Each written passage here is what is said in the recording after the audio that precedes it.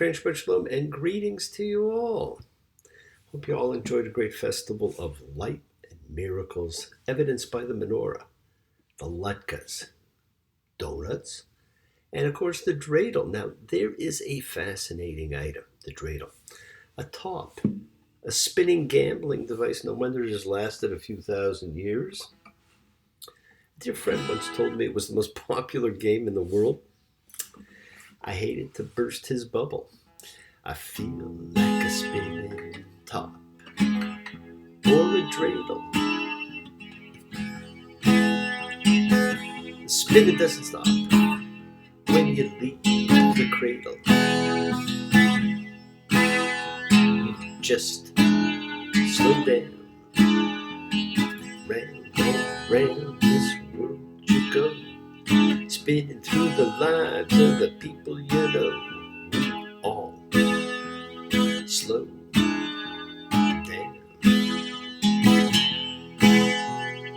How you gonna keep on turning from day to day? How you gonna keep from turning your life away? Now that is a great question. Our lives are on a dreidel. So we're continually spinning, as is the earth. And we do continue to gamble throughout all of our lives. And as we say goodbye to the first of the festivals of light, because there are two, we're only a week away from the other festival of light, the one that's a little bit more popular with people the world over, because there's certainly far more of them. You know, they all look forward to it. And you can't watch TV without being inundated by the whole concept of Christmas. So, have yourself a merry little Christmas. Let your heart be light.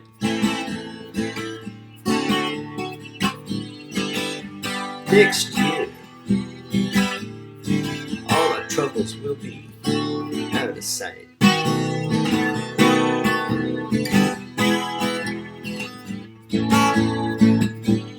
Someday soon, we all will be together, if the fates allow.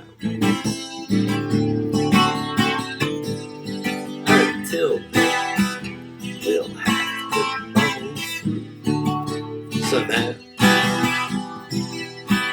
So have yourself a merry little Christmas. Let's all have a merry little Christmas. It's coming up in a week or 10 days. It can be a so promising time of the year. And don't forget, next week we also have the change of seasons as we officially enter winter and celebrate the shortest day of the year, which means light will then continue to increase on a daily basis. And we will be doing our annual candle lighting memorial service for anyone you have lost ever, not just in the past year. So continue to send us in the names of your loved ones. We keep getting them, but continue. You still have a week to do it.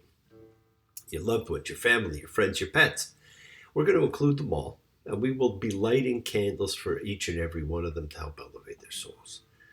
Now, the other day, United Nations General Assembly voted overwhelmingly in support of a humanitarian truce in the war between Israel and the Hamas terror group. The vote was 120 to 14. Needless to say, Canada, along with France, Germany, and the UK, were not among the 14. No surprise there. Then the subsequent vote to have a ceasefire had even more disappointing results. How sad. The call to end supported genocide falls on deaf ears.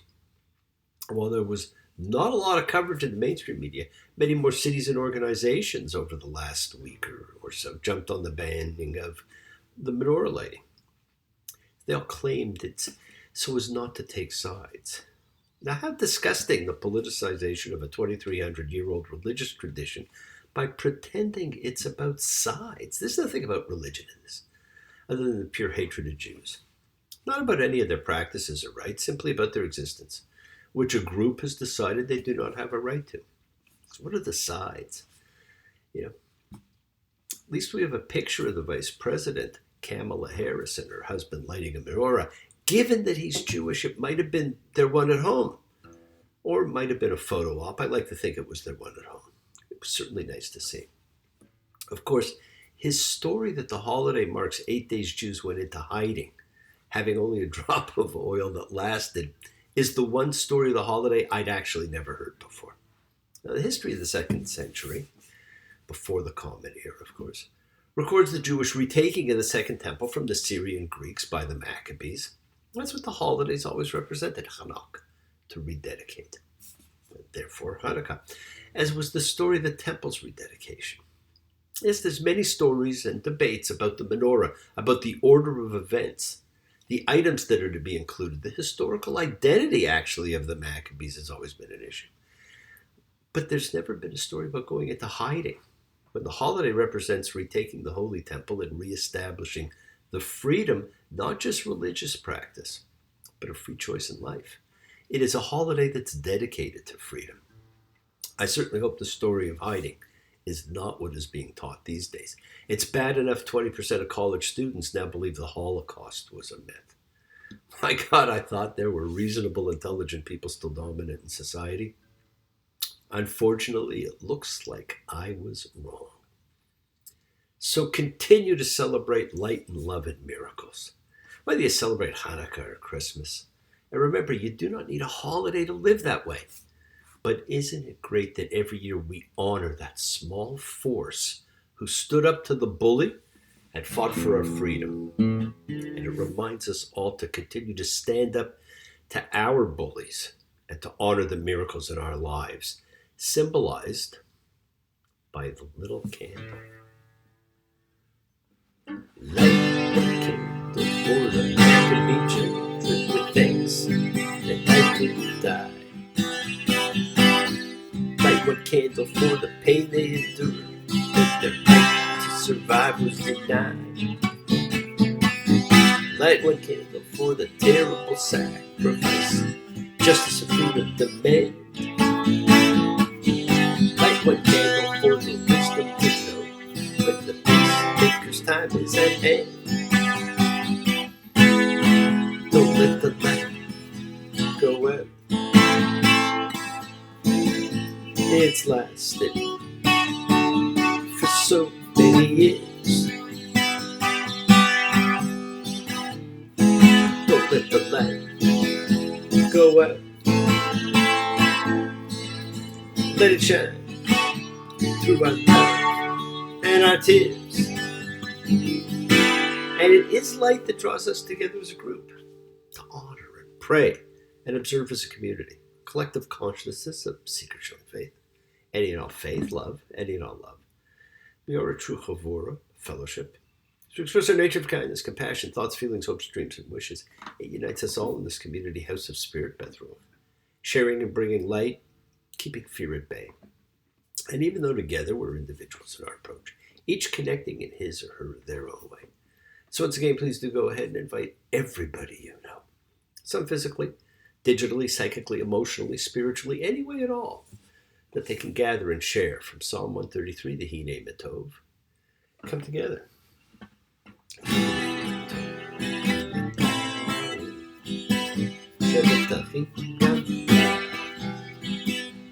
Matov.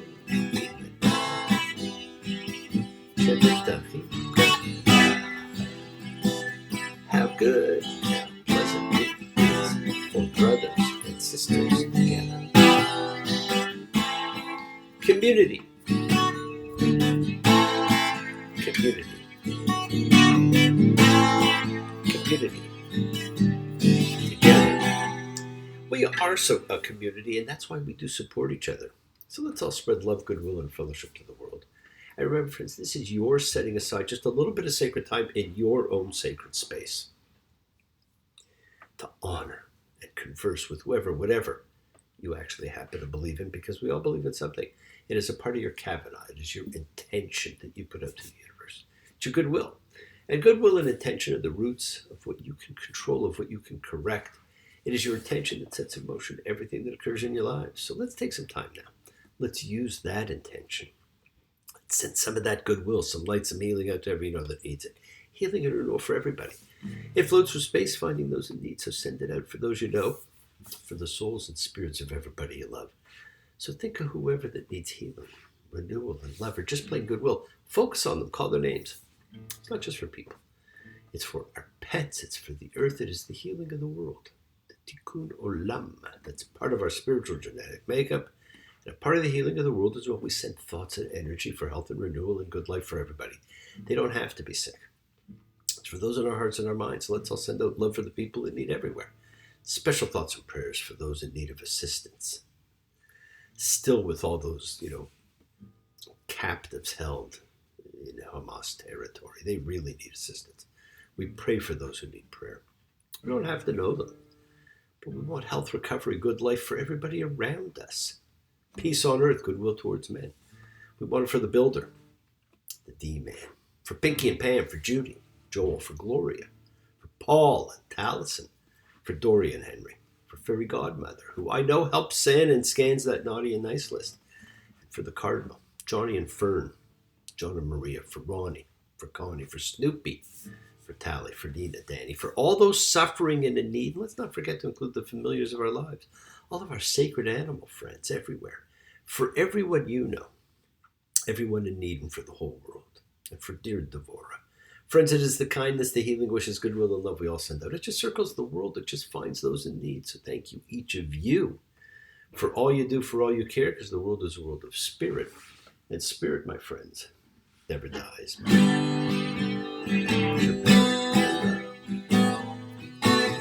Advocate, a core,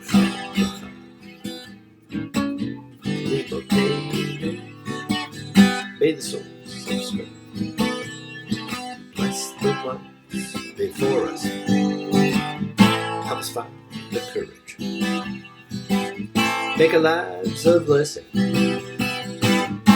the good, the body, the renewal of spirit. Let us sing. Amen. Baruch, let us all have our spirits renewed, because this is the great prayer for healing, which we call upon God to heal as He has healed before. He, she, it, they. Baruch, may He who blessed. All healing's a blessing, my friends. Let's all send and receive healing and renewal energy in our efforts to love, to share, to care, to grow. And just as Hanukkah is the story of miracles, we see the miracles of life this week in the Torah. The poor country boy who has been languishing in prison for 13 years. He's been in Egypt, most of them in prison, in the pit. The last few forgotten by the wine bearer. As this week we read miketz, at the end. And this is a great teacher of mine's favorite parsha. Oh yeah, all right. I'm gonna be in my dream.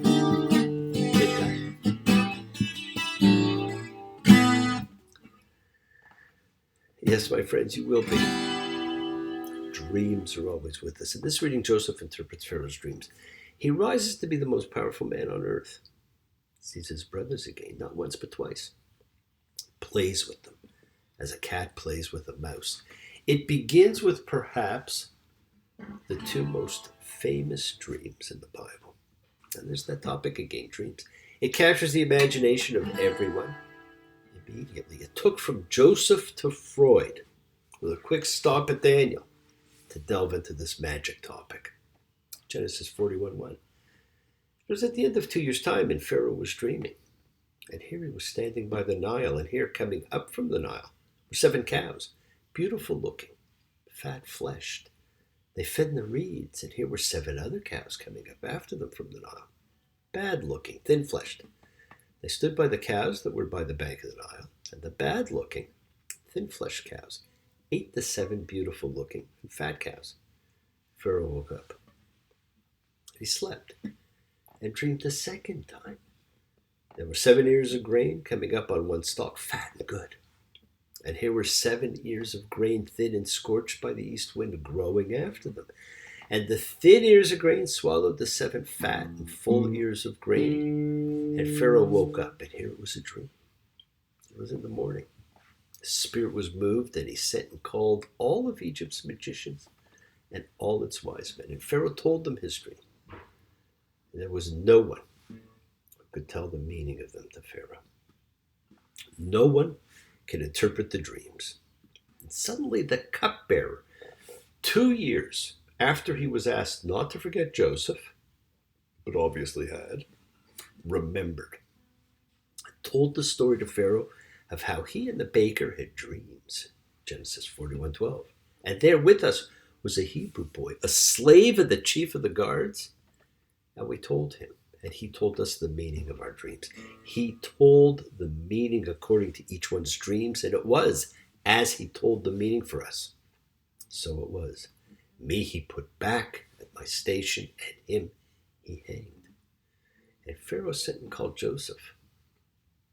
They rushed him from the pit, and he shaved and changed his clothing and came to Pharaoh. Pharaoh said to Joseph, I've had a dream. There's no one who can tell the meaning of it. And I've heard about you, saying you hear a dream so as to tell the meaning of it. And Joseph answered Pharaoh, saying, not I. God will answer regarding Pharaoh's well-being. Not I. What a powerful statement. He has grown. He knows he is but a tool of God. And Pharaoh proceeds to tell the two dreams to Joseph, exactly as he told them to the other. Oh, so long ago. Was it in a dream? Was it just a dream? I know. Yes, I know. It seems so very real. It seems so real to me. We've all had those dreams where we wake and they were so real to us. And I'm fortunate to know a Joseph, a great interpreter of dreams. But notice something. Notice Pharaoh doesn't ask, which God? He knows exactly who Joseph is talking about. But that is for another day. Genesis 41:25. And Joseph said to Pharaoh, Pharaoh's dream, it is one. It's told to Pharaoh what God is doing. The 7 good cows, well, there's 7 years. The 7 good ears of grain, there's 7 years. It is one dream. The 7 cows that were scrawny and bad that were coming up after them, they're 7 years. And the 7 years of grain that were scrawny, scorched by the east wind, would be 7 years of famine. And about the recurrence of the dream to Pharaoh 2 times, because the thing is right from God, and God is hurrying to do it. We saw last week the double dream means it's coming true. Joseph divines the dream, and then without being asked, he provides advice. Genesis 41:33. And now, let Pharaoh look out for an understanding and wise man, and set him over the land of Egypt. Let Pharaoh do it and appoint overseers over the land. 5 out of the land of Egypt in the 7 years of bountifulness. Pharaoh said to Joseph, since God has made you know all of this, there's no one as understanding and wise as you. Pharaoh didn't ask for advice. Joseph threw it out. Joseph's not successful initially because of his cleverness or his sage advice. He succeeds because he can interpret dreams, apparently by revelation rather than by his own insight, a gift. He's described as stating that it is God, not he, who directs events and sheds lights on dreams. He's just a tool. And that is the wisdom that this man has now developed. We met him when he was 17, and Joseph was now 30 years old when he stood in front of Pharaoh, king of Egypt. It's 13 years later.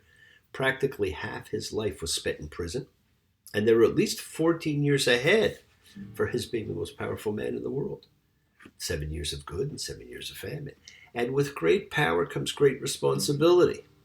So why is Jacob, a fearful, angry, selfish, bitter man, revered as a patriarch, and not Joseph, savior of a world? History is full of next generation stories. Wouldn't that be a great midrash to write? Joseph now has a new life, a new name, a wife, 2 sons, immense power. He will be called father to Pharaoh, which is an incredible statement, which we'll talk about at another time. Genesis 41:53. And the 7 years of the bountifulness that was in the land of Egypt finished. 7 years of famine started to come, as Joseph had said. And there was famine in all the lands. And in all the land of Egypt, there was bread. So we now know we are at least 7 and possibly 9 or 10 years later than when he first spoke to Pharaoh. Jacob and his sons are beginning to starve. So Jacob sends the boys down to Egypt. Here, I've heard that there's grain in Egypt. Go down there and buy grain for us from there, and we'll live and not die. And 10 of Joseph's brothers went down to buy grain from Egypt. Jacob did not send Joseph's brother Benjamin with his brothers because he said, in case some harm will happen to him. So Jacob is prepared to risk 10 of his sons, but not the only other son from his true love, Rachel. Jacob has not changed. And the sons of Israel came to buy among those who were coming, because the famine was in the land of Canaan. Can't you just feel the wheels of karma turning? You couldn't write a better novel, a better story, a better script than this. It is the universal longing, that search for justice. It's the Count of Monte Cristo, Les Miserables, Crime and Punishment, A Tale of Two Cities. It is the Odyssey. And it all began with the Bible. We had a great reunion with Jacob and his brother Esau, and now the stage is being set for one between Joseph and his brothers, Genesis 42:8. And Joseph recognized his brothers, but they did not recognize him. Boom! Yes, the world is sacred, so is everything in it. Express your gratitude, light a candle, make a wish, celebrate your life and the lives of those you love. Share your feelings with them. Live free, be free, honor your freedom, be well, be happy, be blessed. Share and honor the light, my friends, and all who live in the light and continue to shine. Continue to send everybody you know goodwill and love. Pray for peace and freedom for everyone, an end to terror and hatred. Remember, we're a community. We learn together, we celebrate each other, we love each other because we share this ride together, men and women equally. Let's all send out love, not fear, send out peace, harmony, goodwill, and healing to all who need it. And please do learn to forgive and learn to love. Open your hearts, honor the relationships of your life, and tell those you love that you love them. Examine your intentions and use them to imprint your will positively on the universe, because we set in motion everything that happens in our lives. It is our intention, our kavana, our cause, our effect. Everything is linked. You always have time to forgive and be forgiven. You always have the knowledge of what's good and bad. So acknowledge what you've done. To God, to yourself, to any person you've wronged, ask forgiveness. But always do so with sincerity, with accountability, with vulnerability. Forgive those who've hurt you as you learn to be forgiving and compassionate, because the secret of forgiveness, compassion, and peace is in acceptance. Can you accept yourself? Other people in the world just as they are. Can you accept life as it is without trying to control it? Because if you do, you can experience the peace that acceptance brings. So keep on dreaming, my friends. Keep on being, keep sharing, keep shining, keep teaching, keep spreading joy and goodwill. Do not follow fear. Follow love. It's always in front of you. And remember to have faith. Just as I have faith in the principle of love, all of you, act with purity of heart and mind. Despise none, defraud none, hate none. Cherish all, honor every child of God, every creature of the earth. May all people know peace in this year. May you nurture kindness and love everywhere you go, and work to be present in the body. Expand your heart, quiet your mind, because the deepest source of real power lies in consciousness, in your ability to be mindful, to be aware, to be present in all of life's circumstances. Love with the heart, because we're all part of a greater whole. Embrace love, not fear. Forgiveness, not anger. Be there for someone, because someone will always be there for you, whether you know it or not. And continue to explore faith and belief, and never accept shame as a natural state, because whatever you feel, others have felt. Whatever you experience, others have too. We share together. We learn together, and we help each other, because we are each of us simply trying to find love and acceptance and support. We all have or could have that special someone in our lives, so find them. Tell them what they mean. Keep forgiving those you need to forgive. Keep asking forgiveness from those you need to ask forgiveness of. And listen to the voice of God as he, she, it, them, they, whatever, talks to you. We each have our own belief of what God is. God will tell you the secrets of your soul, whether in dreams or not. Know that there's always a great reckoning that's to be done. Always. And the love you take is equal to the love you make. Now, thank you for joining me, my friends, and continue to celebrate freedom and love. And let the world know that you walk in faith and trust in yourself. Shabbat shalom and blessings to you all. Take care.